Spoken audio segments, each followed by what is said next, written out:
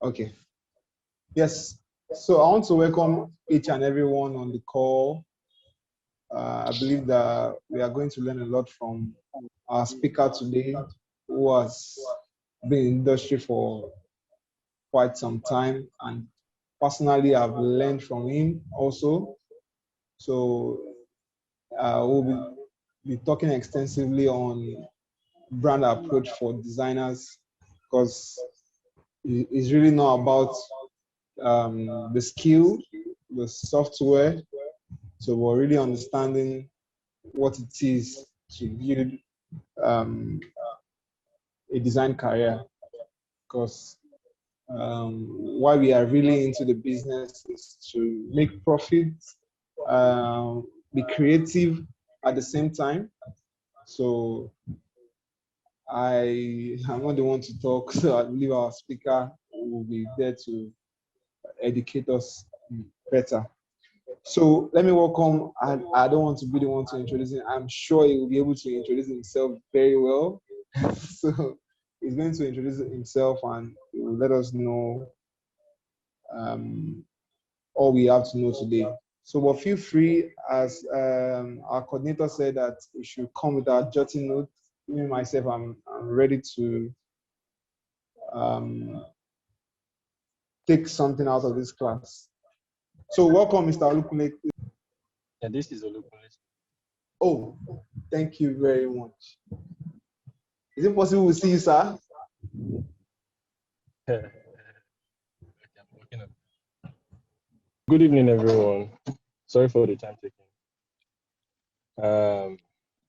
Okay, so today, just let me know if you can hear me at any point. Okay, I think we have Yes, we can hear you very clear, sir. Okay, so today, I'm trying to be very, very, how can I put it, natural as possible. I don't want it to be like anything too prim and proper. So that is why I'm trying to comport myself. Okay, so I'll be starting today with a question. Throughout this session, I think it will be more. I'll be getting more questions from you guys and giving answers than me just coming to pour out anything. I hope we are okay with that. Hello, are we fine with Yes, that? we are very okay with that. Thank you. All right. So I'll be starting with a question. I was in an interview recently where someone asked me uh, someone asked me a question, and the question is that how can I explain color red to a blind person, to someone that has never seen before? So I need someone to answer that question. I think most of us are designers, if not all of us. So for anybody who has an answer to that, I really appreciate it. The question is, how can you explain color red to someone who has never seen before, a blind person who has never seen before? How do you go about it? Please feel free to unmute and join the discussion.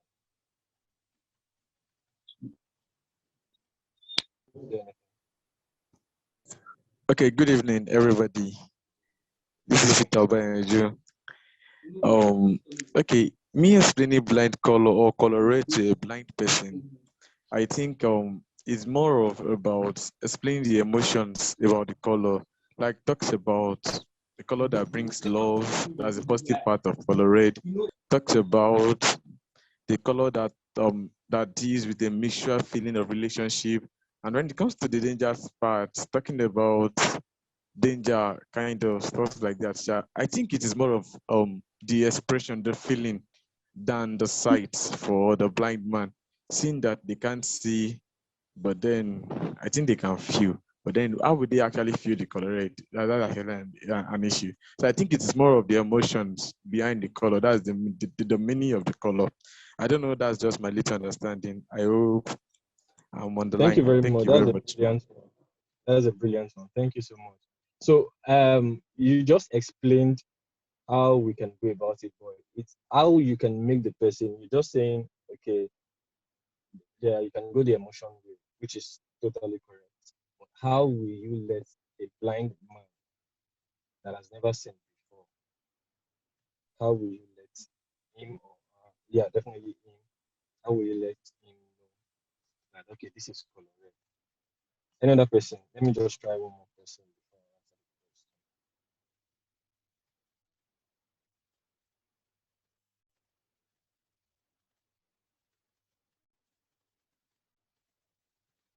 the question. Anyone, please.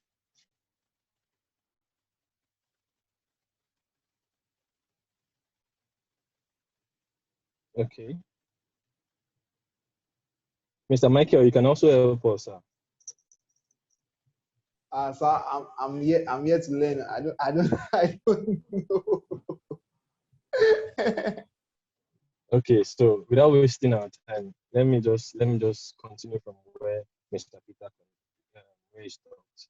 So the simple way that I felt, I'm not saying this is like the ultimate answer to it, but the little way I felt, all of that can be answered is by, yeah, we have how many senses?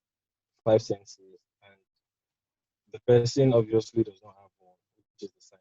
So we can lay hold on the other 4 senses to pass the message. So for someone who has not seen before, and I want to make the person know what color looks like, the easier way I think we can go through is through that sense, the feeling sense. If I'm correct, I can't really remember. Pass it through their feeling. I might probably inflict a pain on the person to uh, just to make the person realize that this thing you're feeling now, there's a particular color that is that evoke this kind of emotion, and it is called color red. The same thing applicable with color blue and every other color. You can always, based on the point is, you can make someone who has not seen before feel a color simply by passing the emotion that each of those colors or whichever color it is, um, the emotion it evokes. So moving straight to whatever it is that we're talking about today, I basically love to help fellow designers with whatever challenge they are facing. Not because I know too many things, but I just feel like, okay, out of the little things that I know, let's share. So which is what we're here to do today. So I'd like to take questions now. What are the challenges we face as designers, especially here in Nigeria with clients, with within the design community and all of that. So if you have any questions, please throw it in and let's talk. So let's make it very interactive. I'm not here to come and do chief speaker kind of thing. So let's make it interactive. Let's ask questions.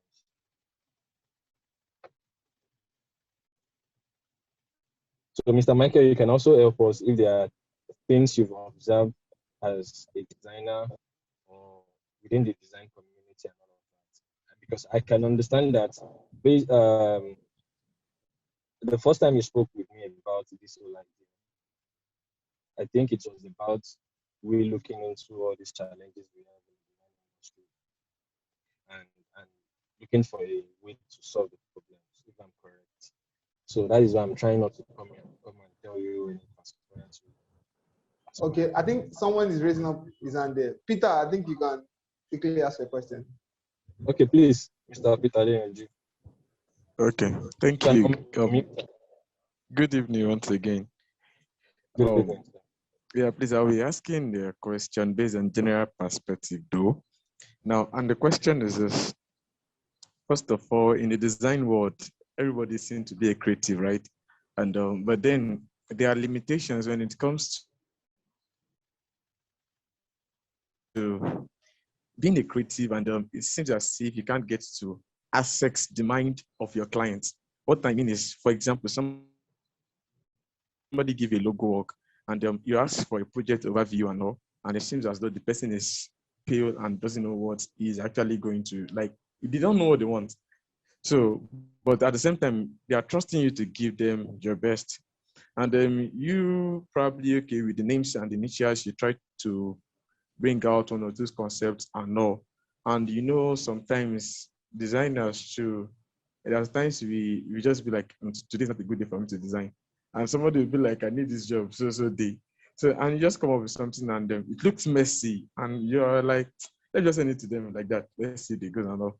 And eventually the design got rejected and then we have to start all over again. Now, the question is now that how do you actually approach a brand identity design, seeing that that seems to be your major? Because I've actually read a little about you on your Instagram page and all, how your brand grows and all. So I'm actually interested more in that. How do you help a brand grow with their brand identity? How do you come up with their logo designs and even the sketching process? What are the things you have to put in place?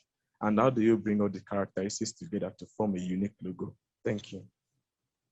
Okay, thank you for that question. Um, if I heard you correctly, you're asking about um, the process to creating a brand identity from beginning to delivery. Okay, so Mr. Michael, please help us note those questions so I can answer them. Any other question? Thank you so much, Mr. Okay. Thank you. Any other?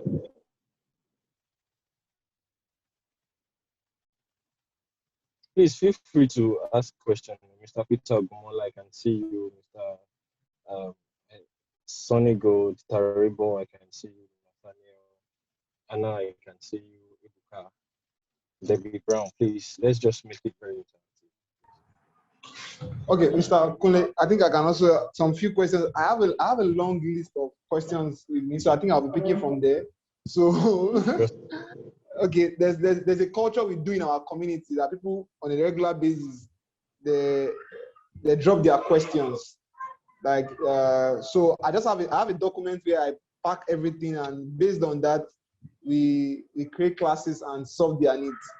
Okay, so one of the questions is that there's this concept or this idea of, okay, I'm not inspired. Okay, I don't, okay. Like the idea, I don't have a concept, I don't have inspiration. So is there really anything such as that, like you get uninspired? Or how do you even go about getting inspired for a project when you don't feel to do so?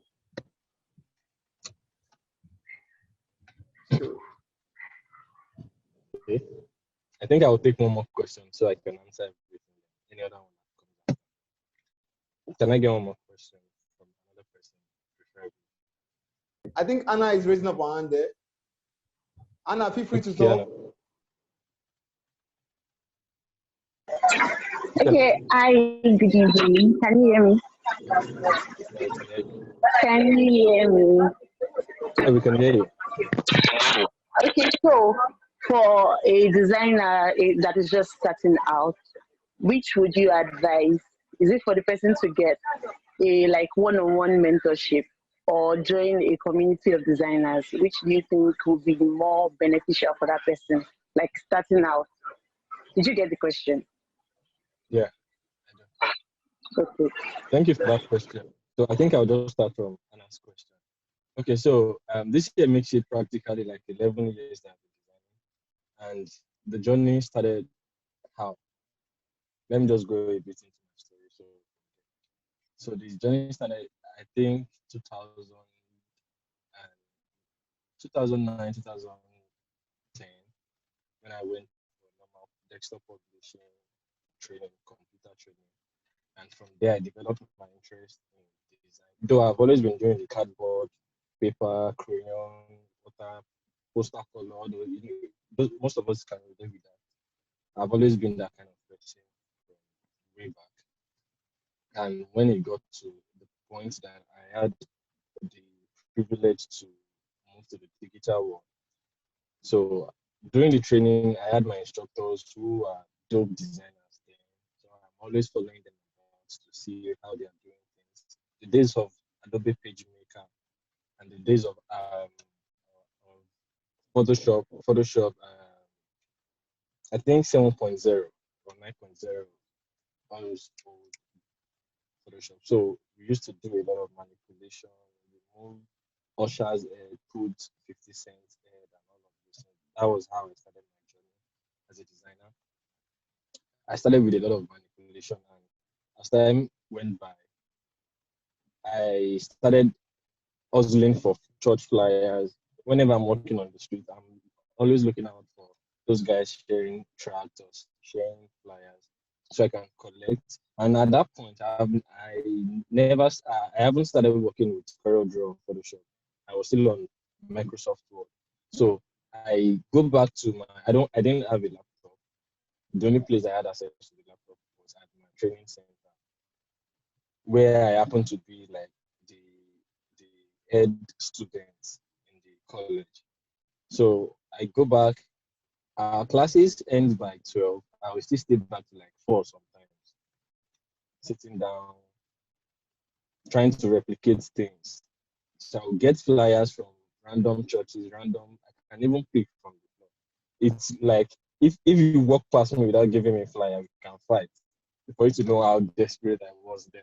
So I just get those flyers, go back the next day, and I start replicating them. When they started teaching us CorelDRAW, it was like a big breakthrough for me. I started doing things with CorelDRAW. I replicated Naira notes. I did a lot. I did a lot. I can't even trace some of those, most of those work, but I can maybe one or two of the picture manipulations. I was able to, with the help of Facebook, I can recall some of them. So I was that kind of designer. I felt that was the biggest thing a designer could achieve until I started um, relating with some friends. So myself and maybe one or two of my friends then, they were designers. Now most of them are cinematographers. So we started the journey of, okay, whenever I design, I show my friend, how does it look?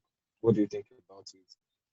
We formed a community of like designer, maybe just 2 or 3 of us, but we're always vetting each other's work, checking out each other's work, and see whether this is good or not before pushing it out. So we started growing like that, and thank God, one out of about 2 or 3 of us gained more exposure in terms of it became more aware about communities, hangouts for designers. He knew some designers that I never knew. So it was through him that I started meeting or knowing some names. And from following them, following their work, I was privileged to be, was it at Lagos Meet? Was it the first edition or the second edition? And I started meeting, I knew there was a community for design. So the few people that I was able to meet then changed my perception about the whole design thing. From probably charging 1,000 naira, 5,000 naira was like the biggest amount then. I'm talking about 2011, 2012. Charging 5,000 naira was like a big deal. And my perception started changing by the time I became a part of at least 1 or 2 community.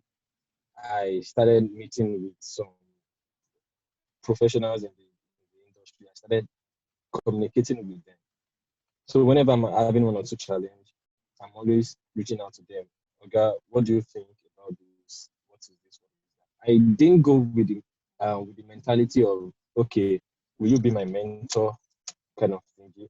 So to answer Anna's question about mentorship, so you need to know what works for you. For some people, they prefer. I've seen some people come to my DM telling me that they want me to do the mentorship thing with them, which I don't think I'm a pro at that. But some people prefer reaching out to people one-on-one to train them or to educate them on some certain things than watching tutorials or reading books about design. And on the other side, I've seen, and I still know at least 1 or 2 people that never had that kind of mentorship journey, but whatever they are doing now, I think she started out with tutorials on YouTube, and she's kept watching tutorials. She educated herself so much. She wasn't too quick to come out and call herself a designer. She wasn't too quick to put works out or to even start doing works. She spent time learning the basics of design, and I can assure you, by the time she launched herself as a designer, she was creating dope content in terms of design, even till now. So it depends on what works for you. If getting a personal person, you can try it out. If you get a personal person that can always vet or guide you through your design process at different points in time, that will be fine. And if you can cope with tutorials, reading books, and every other thing, every other way you can do that. That is also a good way. There is no template for mentorship. So whatever suits you should be the best for you. So the journey continued, and the turning point for me was when I started understanding the basics of design. So for most of us that are designers here, one of the major breakthrough you can have in your journey as a designer is to understand the nitty-gritties of design. Not just how to open CorelDRAW, how to open Illustrator, how to open Photoshop. You need to know the basics, like as simple as the elements of design and how they work, the principle of design thinking, and the rest of it. Those are like things that you should never, like I am saying it, never neglect those things. As simple as they say. And not just knowing them, like I know what the design elements are. You need to understand how it works. Because that is like the major leverage for you in your design journey. Because if you get to a point in your journey as a designer when you need to defend, let's say, 10 million naira project, brand design project, and you need to make sure, you need to make them understand why this is the best for their company.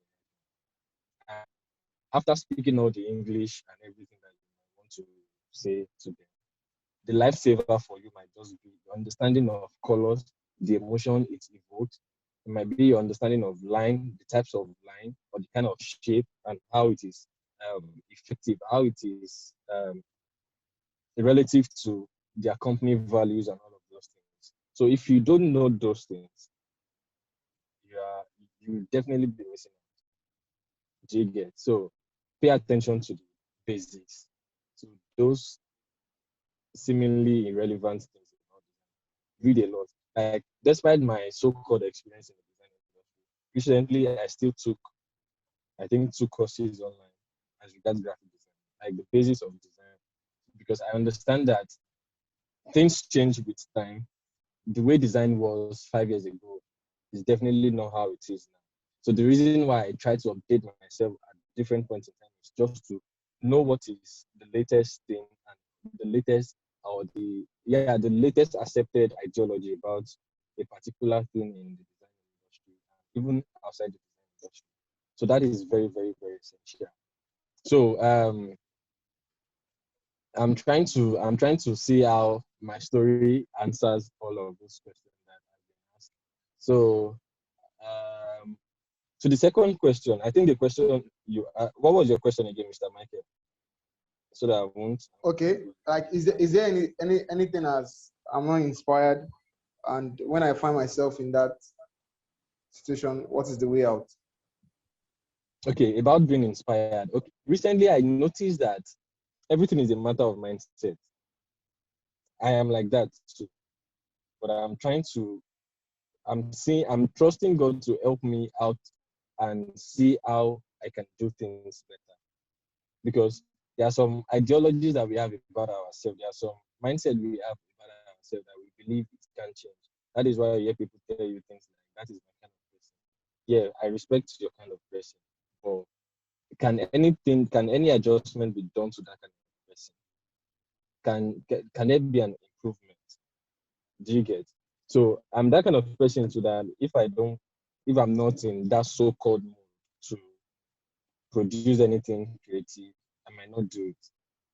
But what I noticed recently was that whenever I get to that mood of okay, or whenever I get to that point where I'm able to produce something good. Community for designers that was powered by or established by Mentis Academy, a Lagos-based design school that has been teaching design for quite some time. So we just wanted to bridge the gap in the design community. So by bringing people on board who have the vast experiences from their work to teach us, and so that we can learn and also improve. So people always ask, what's the meaning of Ctrl M? So Ctrl M, I think those that are very familiar with keyboard shortcut will understand that. So it's just a keyboard shortcut in Photoshop. I think that was where the idea came from. A keyboard shortcut in Photoshop that means curve. So that is why. Okay, thank you, Bimini. Thank you. Okay. So just to help fellow designer to flatten the curve. So that's where the Ctrl M came from. So those are very familiar with Photoshop. So you understand that. So we want, because the knowledge gap is very far, and that is why some people do well than the other. So that is why a lot of people charge wrongly. So we really want to bridge that gap, and that is why we have established this community. For some people, that might work, and for some other people, it might not work. So it depends on how it works for you. So that is one thing we should know. So we shouldn't force ourselves to, okay, I want to be like this. And there should also be a place of you trying to change whatever mindset you have about your work ethics. Do you get? So I think that is all I have to say about that. Did I answer your question? Yeah. Yes, thank you. Okay, going back to the first question about design process. It's a very long conversation, but I'm trying to see how I can put everything together and not make it restricted to just brand design. So for design work, one thing you should first know is that you're solving a problem. And you as a designer, one of the things we need to deal with, especially most designers, we need to deal with survival mentality. A lot of people approach projects, they approach design works based on I don't want to drink Gary, or I need to feed myself. Yeah, I'm not neglecting the part of, okay, making ends meet from whatever it is that you do, but that shouldn't be your motivation. And I'm saying this from my own personal experience, actually, because there are times that definitely there will be nothing as a freelance designer. There will be nothing, and you will see jobs that can at least put food on your table. But the question is, is about how much of interest I have in this work and the value the owner of the job is placing on this particular job right now. Because there are some people, all they want is just, they know when they start, once they get a business name, the next thing is to design a logo. I will definitely not work with them. Do you understand? So because I know I'm not doing it for money, it has really helped me to streamline what interests me, what determines whether or not I'm getting this, I'm working on this. So most time the jobs I get different kind of jobs, but I most likely go for 1 out of 10. Not because there is money anywhere, we're all in Nigeria, but I love to take projects based on how interested I am in the idea, in the business idea. Because there are some ideas that once I just hear from the owner of the business, it catches me, and I'm like, okay, I really want to be a part of this project, regardless of what. Yeah, they must pay me, but I try to hide my interests somehow, and let us just go business. Let's just go on business. So the process for design for working on a brand identity process. I don't know if we all know the design thinking process. That is just the basic thing. Design thinking, number one, is for you to empathize. You need to know you need to be on the same level with whoever it is you're working with. You need to be on the same level in terms of knowledge, in terms of understanding. You need to understand what this project is all about, rather than just saying, okay, the usual way those people come is, hi, I saw your work, your page is nice, blah, blah, blah. I want you to create a logo for me. How much do you charge? That is their usual way. Time might not permit me to talk about the business of design, like the in-depth of the business of design. I'll just say this. So what I try to do most time is I don't talk price. Price is the last thing that I talk about. Do you get? And it has really worked for me, and it's something that is working for people. I've learned that for some years now. It's a good pedestal. I don't talk about price first. I talk price last. Except the only reason why we talk about price at early stages when I want to send that person away. I don't want to allow. So I'll just give you one price. And I know that, okay, this project I don't want to work on it. Can you pay me 5 million, for example, for your logo design? And I know you can afford it. And I'll politely make you realize that, okay, sorry, I can't work on this job based on budget and all of these things.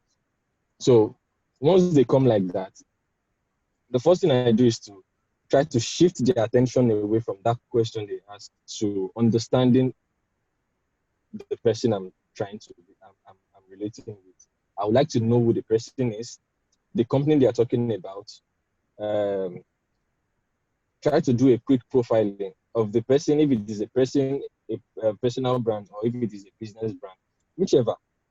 In little or no time, I know how to. Okay, you're asking why. So I know how to do that in a way that you might not notice during the conversation or for some time. I might just ask, I might just tell the person that, can I get back to you? Don't rush into negotiation when it comes to business of design. Do you get? I try to do my findings. I do my profiling of that person just to have an idea of who this person is, where this person is calling from, how did this person get my number, what is the worth of this person. You might not know the entire worth of the person, probably via their Instagram page and all of those things. It will give you an idea of who this person is. Okay, let me give you an example. I think it was last year when somebody reached out to me and the person was like, I need you to do this and this and that for me. And basically because the person knew where she was calling from. So she asked me for my price. I told her, please, can I know who I'm speaking with and what is the name of the organization? What is the name of the company? And she was like, I shouldn't worry about that. Just give her the price. I'm sorry, I can't continue this conversation if I don't know who I'm speaking with or where you're calling. It was then she now reluctantly said, okay, I don't want to talk about it. Long story short, she's calling from the, I think, House of Assembly or House of Rep or something. It's one of those houses. She was trying to hide her identity because she knows whenever or whoever she's dealing with, whenever you hear that, you might want to inflate your price or whatever it is. Do you get? So that was her major reason. She was trying to hide her identity so that she can get a cheap person to work on a probably 1,000 or million naira project. And at the end of the day, I don't know how she's trying to cut corners like that. So immediately she told me that, whether or not she even mentioned it, my price is my price. I know the least I can go for whatever it is. I think that makes you understand the part of trying to get. So don't rush. Don't rush. It is your work. For you to come and meet me for a particular game, at least something has brought you to me. So you can't come and rush me. Do you get? So once I do that, the next thing I do is I try to make them to confirm if they've seen my work before. So it's either I send them a link to my portfolio or ask them to come to my Instagram page where I put some of my works and see my style and all of that. Do you think what you've seen does it look like the quality or the style or the type of design you would like to get for business? So once we are done with that, then we can now start talking about the project itself. What is it about? Why do you want to create a logo for your business? Do you have an existing logo? Of what value do you think this logo, having a logo design for your business, would add to whatever it is you're doing right now? So by the time you ask those questions, you'll be able to get the challenges, because few times or most times, let me say, what they are requesting, what a client will come to you for is probably not what they need. They just come to you based on the feeling that, okay, after having a business thing, the next thing is to have a logo design, create identity card, create complementary card, and all of those things. Have letterhead. No. So by the time you now get to understand the scope of the project, the challenges they are facing in the business, and all of that, what all of that will make you, what the advantage of that for you as the designer is to, on the long run, increase your negotiation power. So when we get to the end of the journey where we'll be talking about price, I'm not pricing you for a logo. Do you understand? I'm giving you the cost. I'm giving the cost for solving a particular problem, which those problems are problems that you yourself as the client, the problems you've stated yourself. So let's say you're reaching out to me that, okay, you need to create an identity because the current one you have is not, people don't see your business as a serious business, probably because your identity, the one you have now, was shabbily done and all of that. You want a better perception. You want whoever sees your business to see that, okay, yeah, so this business is of global standard, is of this, is of that. So by the time you get those things mentioned, when it now gets to the point of getting to talking about money, and at that point, you need to be very careful of using some words. So at that point, I change words like cost or price. I change it to investment. So when we get to that point, my question will now be, how much are you willing to invest to solve this particular problem? Do you understand? So, and from my experience, most of the times, probably they came with the mindset of doing a logo for 50K. But by the time we now drag those matters, have that kind of conversation, their perception of what they want me to do for them have changed. By that time, it is more ambiguous than what they came with initially, because I would have most likely educated them on what it is that a logo design is, the role it plays in your business, and all of that. So based on all of that, I can now charge you accordingly. I don't know if all of this is making sense. Just let me know if you can still hear me. Hello? I can hear you, sir. Okay, thank you. So price is like the last thing. Price is the last thing that I talk about. So that has happened several times with me. Even, I think, was it this week or last week it happened? Someone came to me and she was like, okay, I want you to do this. I did my profiling. I made sure the person has seen my work. I made them feel comfortable. So that is the process. Make your findings about the person, then make sure they've seen your work. The other thing is to make them feel at home and make them know that, okay, you're in a safe place. This is the problem you have. Help them see things better. Don't talk about the project itself. Don't talk about logo. Talk about the project. Talk about their business. Talk about their vision. Talk about those things. Just spend time with them. Let them feel. That is the point of empathy.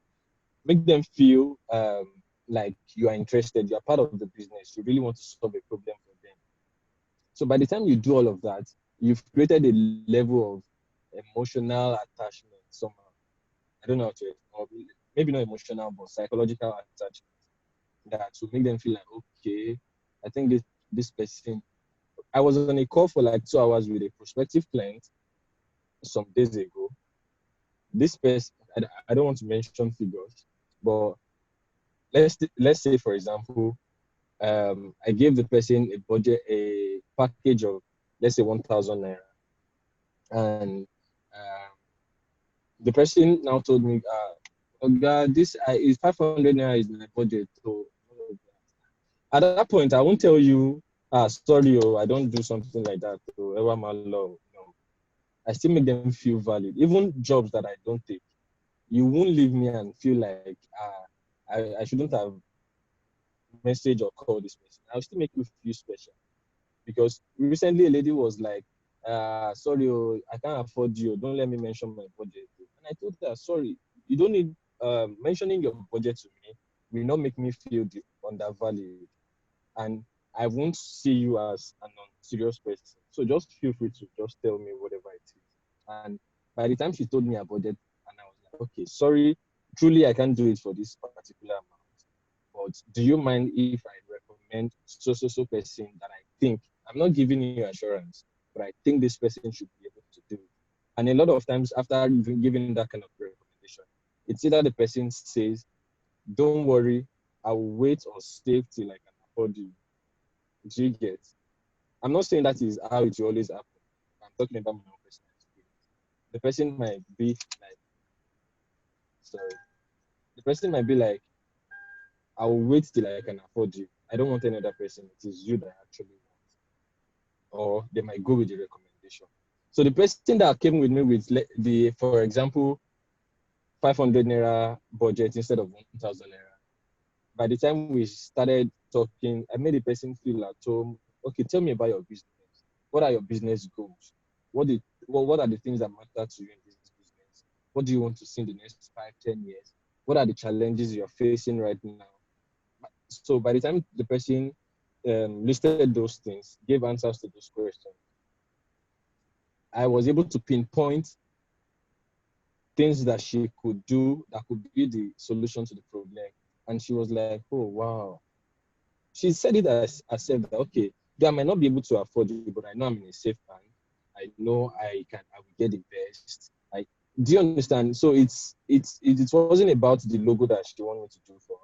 It's about seeing somebody who truly cares, who truly wants to solve a problem. So by then, or let me say at that point, your price, they won't see your price again. What they would begin to see is the value they want to get in return. So all I'm trying to say in essence is that don't make it a matter of the money or what you want to do for them. First of all, let them see that you truly care. And on the other side, let them know the value, know that you carry the value in exchange for whatever amount you're trying to charge them. So when I'm telling a client I want to charge you 500K, for example, I want to charge you 1 million for a brand identity, it's just about conversation. You'll be convinced. And the reason why it is easier for me like that is because I understand the intricacies of whatever it is that I'm doing. I know what my identity design will do for your business based on the problem you've stated. So one thing is to first know where they are in their business, whatever challenge they are facing, right? So by the time I now see how my expertise can play its role in solving those problems, I will state those things to you. And by the time you're talking about money, to yourself, let me borrow the word, Omar, for. Do you understand? So when it comes to negotiation, yeah, I've taken courses on negotiation. I've done a lot. I've read a lot about negotiation. So one thing we should also know as designers is that there's a skill part to this thing and there's a business side to this thing. One thing you should know is that not all designers can handle the business side of what it is they're doing. Not all designers. So some people can do the whole skill. They can open Illustrator, Figma, all of those softwares and do magic. But when it comes to relationship with clients, they can't handle it. Do you get? So I'll talk about the recommendation for my own perceived solutions to that. So it is not only limited to designers, even people in the fashion world, people in whatever field. It is one thing to have a skill. It is another thing to understand the basics or to understand the business side of it. So what can you do if you can't handle the business side of it? That is the place of collaboration. So if you are a creative in this time and age, and you are still not embracing the whole concept of collaboration, there is a limit to how far you can go. I can assure you. I'm not a prophet. I'm not cursing anybody. I'm just trying to make you understand that this is like a faster and an easier way to go, because all of this thing that I'm saying now is like magic to some people.